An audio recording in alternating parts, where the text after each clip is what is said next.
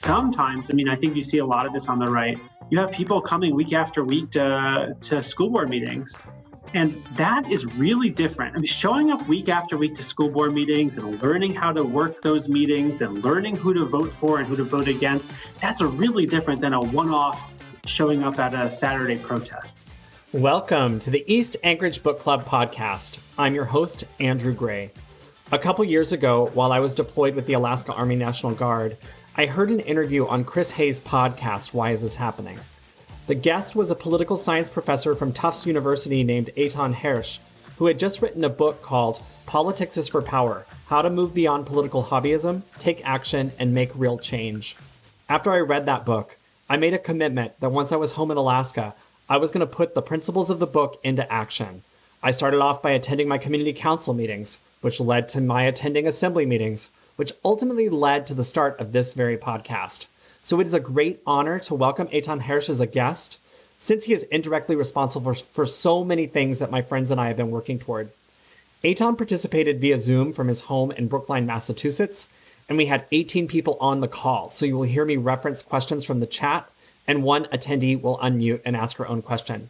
But without further ado, Eitan Hersh, welcome to the podcast. Thank you. Wow, what an introduction. I'm so honored to be with you and to learn from you what you're doing and to make this connection. Yeah, thanks for having me. So to start off, can you just tell us a little bit about yourself, how you became a political science professor at Tufts and how you started researching election strategy in the first place? Sure. My path to being a political scientist was that I liked politics. I always loved politics. And I was always even from a kid, sort of pretty nonpartisan. I grew up in Rhode Island. Rhode Island has, every place has its own weird politics, but Rhode Island was a place where you have a lot of socially liberal Republicans and religious kind of conservative, socially conservative Democrats. And so, I grew up in a community that was basically identified as Democrats, but always voted for Republican senators who were more liberal on things like abortion and gay rights and things like that. That's how politics was back, not that long ago in Rhode Island. We had, my family liked Democrats, but the Democrats were really corrupt in the state. So I don't know. I kind of always just always was committed to the political process as a person, but never really had a super strong ideological or partisan bone. I kind of realized that being an academic was one way to be involved in the political process in sort of a non-ideological way, that I get to work on things I care about. I spent a lot of time working on voting rights issues, testifying in court cases about voting rights, assessing claims about people claiming that there's non-citizens voting or people voting twice, or trying to figure out if there's some new law, like a voter ID law, how many people does it hurt, how many people are affected by it. And I do work on civic engagement, and I get to speak with students and help them on their journey. And it felt like a way that I could kind of plug in. I went to DC after college and tried to plug in a sort of a more political way, but it wasn't for me. So I think this is a good fit, this path so far. You wrote a book, your second book that came out in 2020, and I feel like kind of the overarching theme was kind of introducing people to the idea of political hobbyism. Can you explain what political hobbyism is? Yeah, sure. I'll just say that I realized sometime that the politics that I teach about, that if anyone went to college and learned politics, that they would learn about, was becoming increasingly disconnected from the politics I saw around me, in my friends and family, right? So it's we're learning about power, how things work, how Congress interacts with the president, and how interest groups get what they want, and lobbyists and blah, blah, blah, real things. And then there was this sort of sportification of politics that was consuming all of my friends and family's time, where they'd be obsessed with the news, but not with news that's particularly useful to voting or useful to engaging. They'd be very into polling data. That was I didn't even know what that was for. Right. So I started thinking about this theory of political hobbyism. So what's political hobbyism? It's just doing politics in a way that's geared toward your own short-term emotional and intellectual interests. So you do politics like a hobby. You learn facts. Like a lot of people have regular hobbies that they like.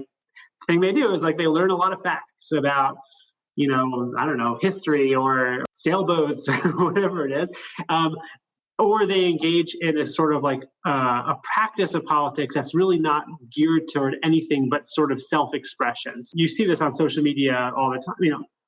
I say that Politics is Your Power, the book, did not dramatically change how everyone's engaging on social media. So we still have a very a foil here of people who basically are like kind of amateur pundits. Their way of engaging in politics is essentially commenting on the news and commenting on other people's comments about the news. And, the thing about that is, why would we judge that? Like, what's the big deal? Well, it's a big deal if you have this huge segment of the population for whom this is their only form of engagement.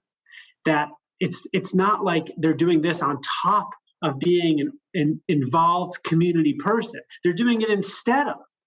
And they're spending hours of their day doing that. Meanwhile, I think many of us agree there's some serious problems in the world. And then how can 20% of the public be spending all of this time doing nothing but, fighting on Twitter or Facebook or whatever they're doing? And that's, to me, was like the inspiration for writing the book, this disconnect. And I'll say one more thing about it, which is that I learned, it wasn't obvious to me at first, but I learned that a lot of people, including students, weren't engaging in sort of like useless political hobbyism intentionally. That they actually didn't know what they were supposed to be doing. Like they didn't have a good vision of the alternative. Sometimes when I talk about political hobbyism, like I just did, I think like comes across like super judgmentally, like, oh, look at all these idiots doing these idiot things. Like, and I'm part of it too, because I did that stuff too. But it's not like that, right? Because it's different, because a lot of people actually don't know what to do and they never learned and they don't know why they should do something different. And so it's not about judgmental, like, it's not passing judgment. It's about figuring out like, what do people need to know to get to a place where they're like making a real difference. Those people don't know what to do. And so they'll watch, their hours of cable news. And some of the things that they'll see is like a protest. And so I think an important point that you make is that showing up at a protest, like after the George Floyd murder, there was all these Black Lives Matters protests that people went to. And I think a lot of people showed up and marched and felt like, I did some really good politics today. But as you have pointed out over and over again, just showing up one time at a random march doesn't really move the needle any which way. Can you speak a little bit about that, about like sort of the sort of low hanging fruit that they might engage in where they feel like they've really done something, but it's not really a true avenue towards gaining political power or influence? Yeah, sure. There's all sorts of versions of this, right? Like, I think it's almost like you get an email from someone who's your friend who's like, "Can you sign my petition?" And your thought is like, "How do I get this off my plate?" You think, "Gosh, yeah, the petition is probably like good enough, and like I just don't want it. I literally just don't want it in my inbox anymore. Like, yes, just get it off my plate, right?" And so sometimes we do politics that's kind of like that. And sometimes we do politics because there's some big problem in the world and we want to feel a connection to that problem, but we also don't either because we don't know how or because we don't really want to like pay any serious cost. Like we just want to do things in like the least troublesome way possible. The book came out before the Black Lives Matter protest, but you're using that example. I use that example. I've talked about that sort of like in some of the media interviews I've done, because a lot of people, like a huge percentage of Democrats went out on a, warm weather Saturday or Sunday and went to a Black Lives Matter protest. And then I was at the time doing a lot of like interviews for the book, and people would like in book clubs and things would say like, okay, well, I just did this. I spent a whole afternoon doing this. Was that political hobbyism? And I kind of was like, it kind of depends on what you do next. Was this the first step for something, or was this like the last step? Was this like just really for you that made you feel engaged and connected to something that you cared about? Or were you like moving people? And do you have a strategy? And does someone who organized you have a strategy? like policing is like so many things, a form of politics or a form of an area of law that's really governed by municipalities. Like every town, every city, every county has to have its own independent kind of conversation about this. And so it's a really like, and same thing with schools, obviously. I mean, all the stuff that's happens. I mean, I think you see a lot of this on the right. You have people coming week after week to school board meetings.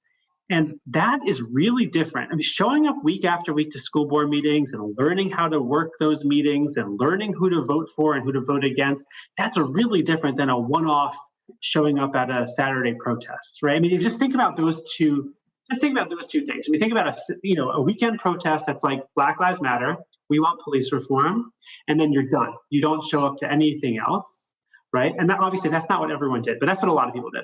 Versus, let's have a community of PTA families, and because our friend mobilized us, we're going to show up for a year to to meetings of the school board and figure out how to have an impact.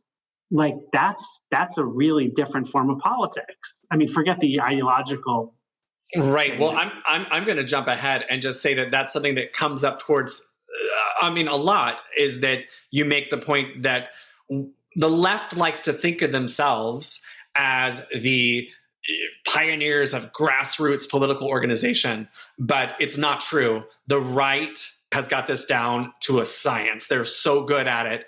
And I'll tell you something that we see here in Anchorage is that there is a large contingency of far-right conservatives who show up at our assembly meetings every week, every 2 weeks. They show up at our school board meetings. The same people testify over and over and over and over again. I admire them for their staying power because, there are people at this meeting right now with you who are trying to do what they do.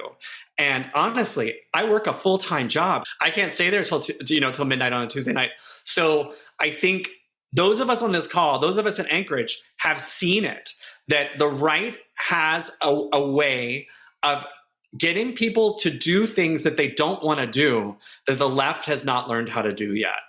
Can we talk about Carol Greenough and what she did in Oregon? Let's talk about what she did in Oregon to give us an idea of some place where a more left-leaning person was able to be very successful.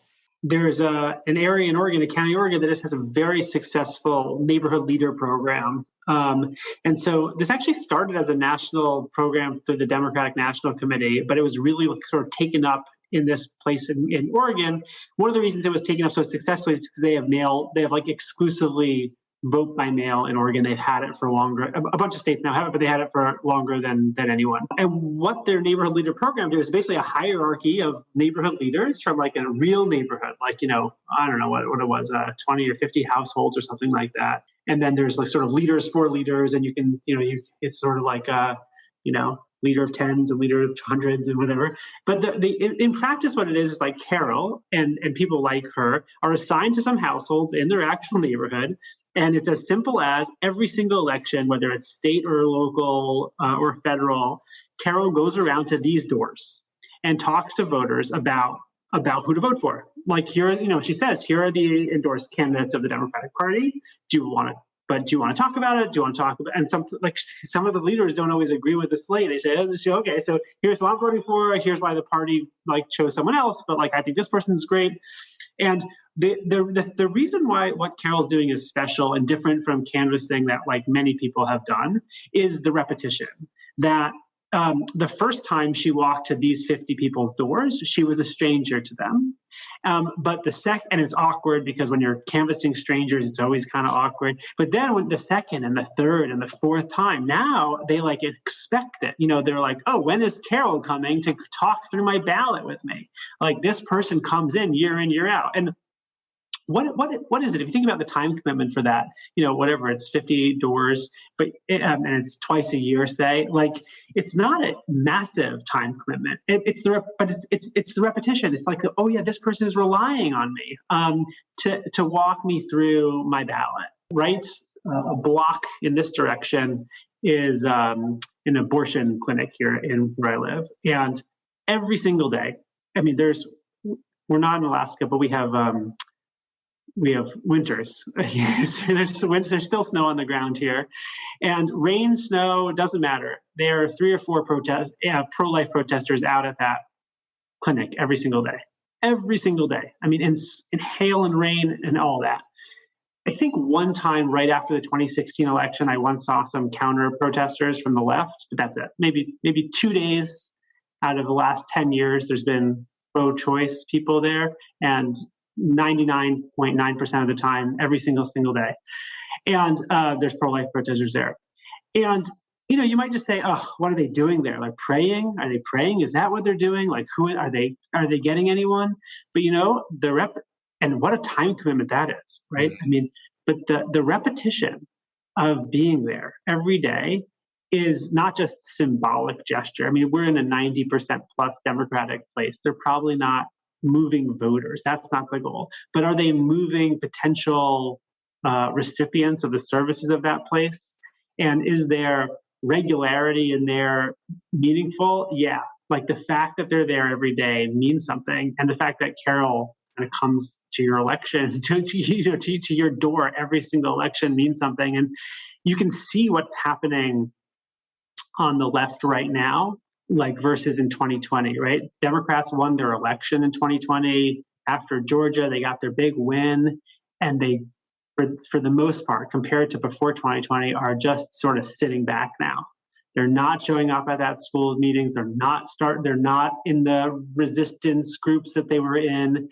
They are taking a step back until they inevitably lose control of Congress in a few months. And then the cycle will start again. Of course, most people unlike my 18-year-old students, most people on this call probably can remember that this is a cyclical phenomenon, that this is, it was the Tea Party, and before the Tea Party it was the Obama, and before, it goes over time. Like when you're in power enough that you feel satisfied and not panicked, you chill out and let the other group dominate, and then you get panicked and you switch. But the result of that is very, very bad. Right. So that's loss aversion. And you talked about that in the book. So can you explain the psychological theory of loss aversion and how it basically helps start the Tea Party? The idea is just that people feel the losses much better, much more deeply than they feel the gains in life, right? This is like a psychological principle in all aspects of our lives, but it's easy to understand in politics. Like, why is it that people are not energized right now on the left? And why are they energized? Why are people willing to go to school board meetings to protest critical race theory? Because on the right, they now are at a loss. They don't have control of Congress. They don't have control of the presidency. They feel a threat, and they want to fight that threat. And the Democrats right now don't feel that threat. And if you go back in time, this is sort of a switching back and forth situation, right? Where Democrats really did feel quite threatened after 2016, but before they didn't. Right? They didn't. Not that many people. Mm-hmm. Not that many people. Even when Trump was on the ballot, not that many people on the left were knocking on doors for Hillary Clinton. Right? It wasn't a big thing. And you go back in time, but in the Obama years, the Tea Party was super motivated, just dominating all those elections. And so, that cycle is there. So let's talk about like why that cycle is there. Like, because it's not normal. It's really not normal. I mean, the psychological principle is normal. But what's not normal is that all of these activists, their reason for being active is so tied to the national moment that that's why they're having these ups and downs. But it doesn't have to be, right? Someone like Carol in Oregon is going to show up at your door every year no matter what. Someone who's tied to a community, like, your group is tied, I assume, to a fairly local place. We are very local. So you know each other and you count on each other, and you'll know when someone's not there. Like, right, maybe, like, for sure, because I'm in an organization like yours, I assume, and I always look through if we have a Zoom meeting, who's not here today? Who are we missing? Who do we have to follow up with, right? And because people care that you're here or not here. You're not here because of who's the president or who's up in the polls. You're here day in or day out because of the neighbors that are kind of depending on you. And so I think when politics is more like that, then it doesn't have to be this like cycle of chaos. And guess what? Like, Who is it not like that for? Well, like if you're a member of a strong religious organization where you see people every week, no matter what, then and that's how you get mobilized into politics. Then it doesn't much matter who's winning in the polls, right? If you're a member of a union that people are showing up for, if you have a tight-knit community, I mean, maybe it's a community of veterans who attend weekly meetings together. It could be anything, but anything that has a regular local community. If you don't have that, which most people in the country right now don't have, it's just like, I pay attention to politics when my guys are down. And if they're not down, then I pay attention, but I'm not going to do anything. Yarrow made a comment in the chat, 100% we need to do what Carol did in Oregon. And I just wanted two things. Number one, that requires us to look beyond individual elections every few months, or, it requires us to have more of a long range plan, multiple year plan, to canvass the same houses repeatedly over the course of several election cycles or many election cycles. And I think that would definitely be a change of reference, because most people aren't thinking about what's going to happen in 10 years. They're thinking about what's going to happen here in 1 month. So I actually was super inspired by that 10-year plan, because I think I, like other people in this call, have a lot of dread about what's coming. Because as you said, things shift, things are cyclical. We have a super majority of progressives on our assembly right now, with a very conservative mayor. And I just feel like the cycle would be that we were going to lose some of those progressives from the assembly. And so I think some of us are kind of terrified about that, because that's been a really good break on the mayor. But by reading your book, I'm thinking, well, we've got to think beyond this one election. We are thinking, what we're doing now, we need to continue, because it's not about just one election. I also wanted you to mention, you talked about when you first started getting involved in Brookline, that you were a delegate for a state convention, I guess. And it's a very funny part in the book where you say that you had to do a 30-hour training. And when you were asked if it was a waste of time, your response was, well, it wasn't not a waste of time. Then you've got a couple of paragraphs about how you never know when you're doing political work what's going to be super valuable and what's going to be a waste of time. Can you just talk a little bit about how much time you invest, and about the common complaint that people have that they don't have enough time, and, taking that step to attending an event, even though it could be a waste of time? It's going to sound somewhat religious, but it doesn't need to be, okay? But we have to approach politics like we are changing people's lives. Like we have chances to change people's lives and change our own lives too. And a conversation with someone that you don't know what's going to happen. And by the way, when I have office hours, I'm a teacher, right? I'll have 20 students come into my office hours in a day. And do I have the mental discipline to to look each person, make eye contact, and try to learn from them and try to help them grow? Sometimes I mess up, sometimes I'm tired, sometimes I'm not, I don't connect to someone. But every 20-minute meeting is this chance to make a real connection to someone and help them grow. Maybe out of 20 in a day of office hour meetings, one of them is wow, this student learned something, they're inspired, I've changed their life. And that's worth it. All of that is worth it. And I think that politics is often like this too, where it's you go to 10 meetings because one of them might be great, because you might have one conversation at one of them that's going to set you on a great path, or is going to set the other person on a great path. What's the alternative? For a lot of people, it's literally I can binge watch Netflix until I've seen every terrible movie and show out there, and 100% of those times I'll have no real impact in the world, versus commit 2 nights a week, 1 night a week, whatever it is. I'm going to just do this other thing instead, and there's a chance for that connection or movement or whatever it is. And I think we just have to convince ourselves that it's worth it. There's not much more to it than that. We convince ourselves it's worth it because we know a lot of other people around the country are doing it too. And collectively, that's a huge number of people doing it. All the good organizers I've interacted with when writing this book and meeting people are super optimistic, super empathetic, that's how they operate because they have no choice.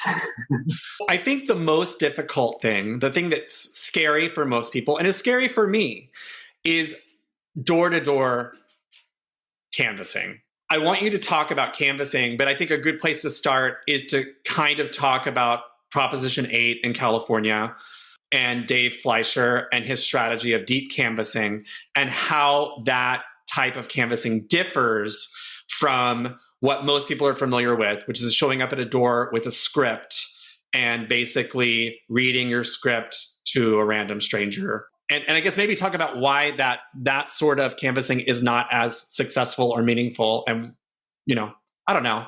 I know you've got a lot to say on this. So you picked your path. So I'll say this, that Democrats, I think even till today, think that one of the reasons they think that they're like super good at grassroots is because they've sort of mastered the science of letter writing campaigns and postcards and phone banks and door-to-door canvasses. And the truth is that Democrats, I think more than Republicans, it's fair to say, have innovated in those ways on those forms of voter engagement. That is, they've invested a lot in testing and experimenting. And so they know, when these 1,000 people write a postcard, it will have X% increase in vote, and that makes it worth it.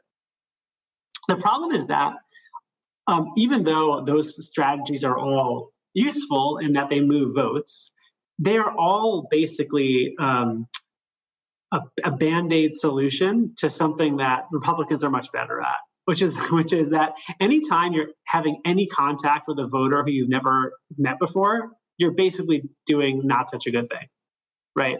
I mean, if one person is canvassing by talking to the 100 people they know in their neighborhood or they know from Perth to say, hey, don't forget to vote, and then versus another person who's contacting 100 random people by phone in a phone bank that's dialing automatically, yeah, the phone bank person might move a vote 1 out of 100, but the person who knows their network and is mobilizing those people, that is much more effective. And we know that. We know it's much more effective, right? So I know when I email my friends, mostly from my synagogue, to vote in Brookline local elections, and here's who they vote for. And they say to me, thanks so much. I brought your slate right into the polling place because I don't know any of these names, and thanks for telling me who to vote for. And they voted for my candidates. I didn't even tell them why to vote for them, but because they trust me and we're friends, and that's it. So maybe I send 100 emails and 10, 15 people might go to the polls just because I sent that email. That's real That's really how you get people to vote. And all the other stuff that Democrats are really champions of, which is the phone banking and the letter writing, is as a sort of a cheap imitation of that other thing.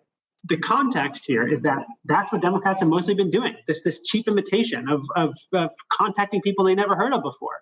Can you imagine just all these people knocking on doors and phone banking to strangers? Why? Because this group of activists doesn't have enough people in their networks who they know and who trust them.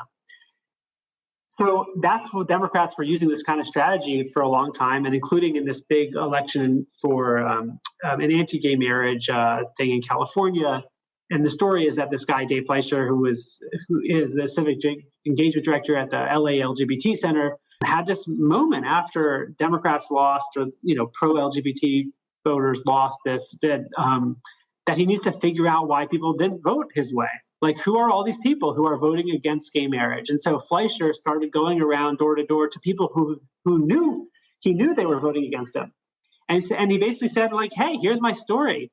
I'm a gay man, and it really basically hurt me when this happened. And tell me where you're coming from on this. And he's super nice, Dave is, non-judgmental, very disarming. And someone's asked to look in his eyes and tell him, here's why I voted against gay marriage. And honestly, the reason he discovered is that most of them hadn't thought much about it, didn't really care much about it.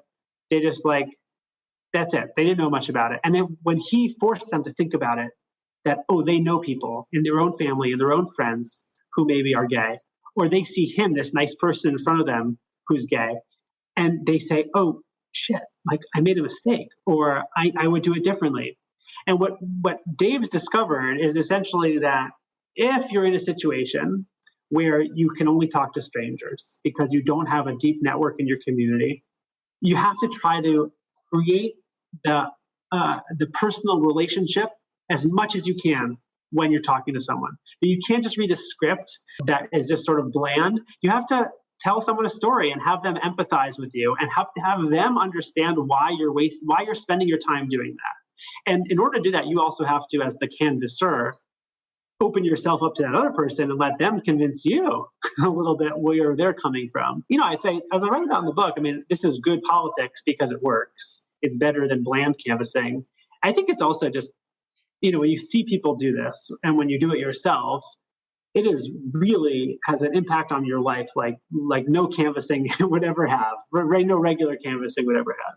I don't want someone to show up at my door and start reading a script. That is not going to have an impact on me. But what I took away from the section in your book was showing up at someone's door and say, hi, I live in your area and I am working for such and such campaign, or I'm here on behalf of such and such campaign, but I'm really just here to find out if there's something going on that you need. Is there something that you think the city could be doing better specifically for you?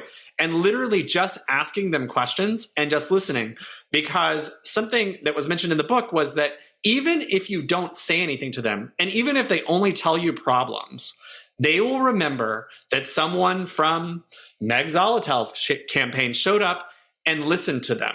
And just the act of listening would kind of have them have more of a positive impression of that campaign without you ever really saying anything about why they should vote for that person. Is that correct? Did I get the right takeaway from that? Yeah, sure. Yeah, we've done stuff like that over here in Brookline. We're basically providing. I'm very big into groups like political groups providing services to voters to prove to voters that they are have their interests at heart. And so I talk about groups that do really concrete things, like groups that have babysitting clinics or groups that have auto repair clinics, and why politics has sort of moved away from that kind of direct service from a political party or a campaign, and why it should probably move back toward that. But one form of service really is exactly what you just said, Andrew, which is service of empathy, which is like a lot of people have issues going on that maybe they do want to tell the government about. Maybe the government can do something about it. I remember doing this to a neighbor who I learned was really nervous about her evacuation plan in case of emergency. There's someone who is an elderly person. She lived alone. I never heard of an evacuation. I didn't know anything about that. But I within minutes found it on the town's website that we have an evacuation plan, and I talked it through to her. People sometimes just want something that's super easy. Other times they want to just whine or complain and have someone say, I get it. Sometimes it's about things you disagree with them about. I've done this where a lot of people will complain about immigration type stuff. I have different views of immigration than the people who are complaining about immigration. But just to say I understand what you're saying. I'm hearing you. That's helpful. And it's sort of obvious that it's helpful when we think about people sorry, Luann just said what I just said exactly at the same time, right? Yeah, I know it is obvious, but if you... I'll just read for listeners who can't read the chat. So Luann just said, sorry to be contrarian, but is this really a surprise that people like to be heard? I would say it's not really a surprise, but what we're taught to do is read our script on the telephone at the door. We're not taught to go up and ask somebody a question. What could the city do for you? What is the city not doing for you? So I think that it is a surprise that we're trying to think about canvassing as getting information rather than giving information. Sorry, and I kind of sidetracked you. Totally. No, yeah, it is obvious, right? But it's obvious to everyone except political organizers, right? Madeline Grant, would you like to ask a question? Thank you. And hello to Brookline. I used to live on Brookline Ave, and I trained at Boston City Hospital, hence the Mayor Curley poster, the mayor of the poor. So anyway, my question, though, is about voter turnout. We're very fortunate in Alaska to have universal voter registration. Everybody who signs up for the permanent fund dividend, and it's a rare bird who doesn't, is automatically registered. Billionaires for Prosperity is going to try to get rid of that. And we should all be aware and not let them do that. But it hasn't really increased our voter turnout. And I know that that's a really tough thing. And I think obviously a lot of that is door to door. But I wondered if you had any thoughts or comments about that specifically. About voter turnout. Increasing voter turnout. Because it didn't actually increase that with once we got the universal voter registration here. Yeah, I mean, one of the most clear findings over the last 30 years in elections is that we've really across the country liberalized election rules dramatically, getting rid of registration requirements or having the time that you have to register by change, having polling stations open for longer, having early voting, having no excuse absentee voting. None of these rules have dramatically touched turnout at all.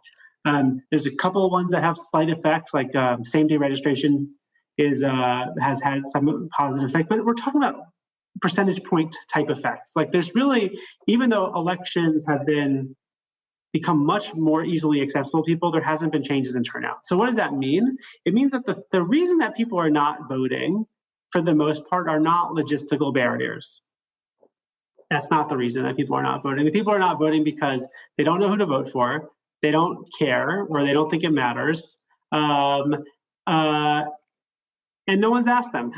Like that's the sort of the good news about it is that people are not failing to vote for the most part because of logistics. It's because no one's really convinced them that their vote really matters in this or that election. Now, the one reform that could dramatically increase participation in local elections. There's one, which is in most communities, local elections are held on different election dates than federal elections. And so in places that have had what's called election consolidation, where you vote for everything on the federal cycle, basically, you see massively higher turnout in local communities. That tends to nationalize the issue. So if you live in a pretty liberal place, all of a sudden, like there's going to be a liberal slate of candidates who are going to maybe do better because of that. But if you live in a conservative place, you might be the opposite. So it would have a different result in different communities. But this is if you're making strictly a turnout argument, there's really no question that this is like the number one thing that you could do. It also tends to really equalize voting. So that is, the municipal voters tend to be trend older, richer, whiter, et cetera, et cetera. And when you liberalize elections, when you put elections on cycle, it creates more equity. It's also cheaper to run because you don't have to run multiple elections. So this is the number one thing that one could do. But other than that, you're really in the world of good old-fashioned voter mobilization. Thank you so much. And I have to say, we're at our time. One thing I didn't mention to everybody, but you may have figured out, is that Eitan is on East Coast time. So it is 11:01 p.m. On the East Coast right now. We are so grateful for you being here tonight, and so thankful for you staying up late with us. My pleasure. Good luck to all of you, and thank you for having me. Big gratitude to Corey Coolidge for making this podcast listenable, and thanks to you, our listeners. If you liked what you heard, please subscribe and recommend us to a friend. Our next episode will be an interview with Natasha Gamache, an Anchorage homeless advocate with lived homeless experience. Please tune in.